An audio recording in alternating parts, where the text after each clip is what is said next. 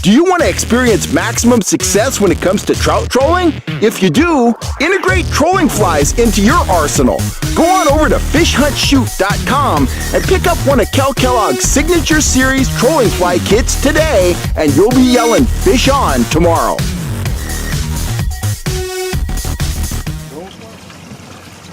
When he gets closer, if he remains over here, I'll have you step back and I'll get in front of you and I'll scrunch down.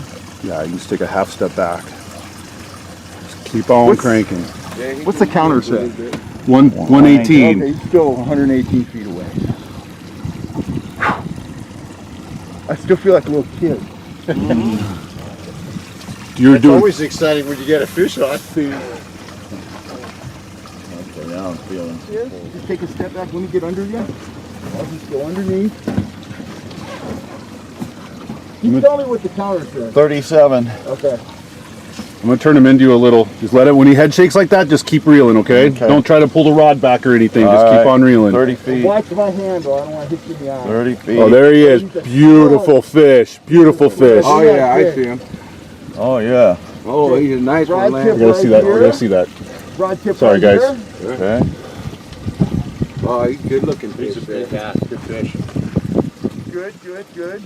You're Now doing this comes over here, a little rod tip. You're perfect. Right over my head. right over the shoulder. Just keep bringing him in. Don't lift your rod tip, okay? I'm just gonna... You're doing great. Just don't lift there. Oh, we got some action here. Yeah, he don't like the boat. Guys, this is why we troll flies. If there was any question about it.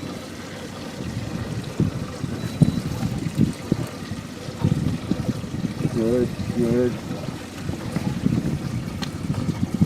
You're gonna get a shot at him here. Just keep on reeling. Don't lift, okay?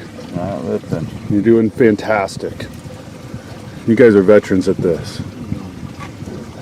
Freaking big friggin' rainbow there. Good looking fish. There you Okay, go. reel, Get him reel, on. reel, reel. Go over my head. Oh yeah, you got him. Holy shit. That's it, boys. That is it. Fantastic. Oh shit, that's a 5 pounder easy. 10 pounds easy. 10 pounds easy. Pull line off. Pull line off.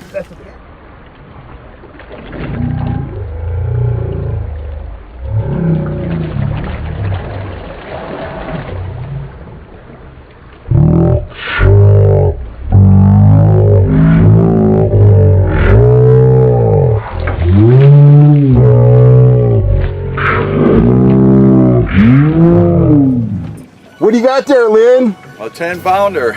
10 pounder. What'd you catch it on? A fly. Trolling fly. What a monstrous fish. That's the kind of fish you get at Collins Lake, and that's the kind of fish trolling flies produce. Howdy guys, I'm Kel Kellogg, and today I'm going to be talking about trout trolling tackle. More specifically, I'm going to be talking about some changes I'm making to my trout trolling tackle. But before I get into that and why I'm all smiling, well, I'm gearing up to go up into the high Sierras, chase some cutthroat trout, some rainbow trout, and I'm super excited. We have another heat wave on the way, and I'm going to get up in the high country where it's nice and cool, and I am going to get my fish on. And I am taking a total of 5 rods with me. Got a spinning rod rigged up with a slip bobber just in case I want to fish some worms or nymphs, do some drifting. I might not use that rod. In fact, I probably won't use that rod, but it's always nice to have on the kayak. Beyond that spinning rod, I'm taking 2 of my yellow lead core rods. I'm going to actually be using one of them. The other one's a backup in case something bad happens to the first rod. And I'm taking these 2 rods right here. I'm going to be fishing with one of them, and one of them's going to be my backup. These are my signature series Downrigger / top lining rods. They've got the purple wrap, black rods, 7 foot 6 inches long. You've heard about them here on the channel. You know, plenty of flexibility in the tip, plenty of backbone for fighting big trout. And both of those rods are topped with an Abu Garcia 5500 line counter reel. Now, casual glance, they look identical. But when you look at the line, that's where the difference lies. This one right here, spooled up with clear monofilament, 10-pound test. This one here, it is spooled up with 15-pound braided line, Finn's braid. Yes, that's the difference. I have converted to the dark side, guys. I am now running braided line when I'm top lining for trout and when I'm downrigging for trout. And when this mono wears out, I hate to throw away good line. When this mono wears out, I'll be spooling this rod up, or this reel up, with 15-pound braid as well. Now, the old knock on using braid when trolling for trout or kokanee or kings or whatever is that it's not forgiving enough. It will rip the hooks out of the fish's mouth because they have soft mouths, and the line will not stay in a downrigger clip. And I've used this rod spooled with the 15-pound fins braid a total of 4 times so far. My next trip is going to be the 5th time. And you know, globally speaking, I love braid. I use it for deep sea fishing. I use it for ocean salmon fishing. I use it on my spinning rods. I use it on my black bass gear. But you know, as I said, I was a long time holdout. I kept the mono on my standard downrigger / top lining, you know, trout trolling rods. But the reason I changed, I wanted to give it a try, and I immediately fell in love with it on my downrigger gear.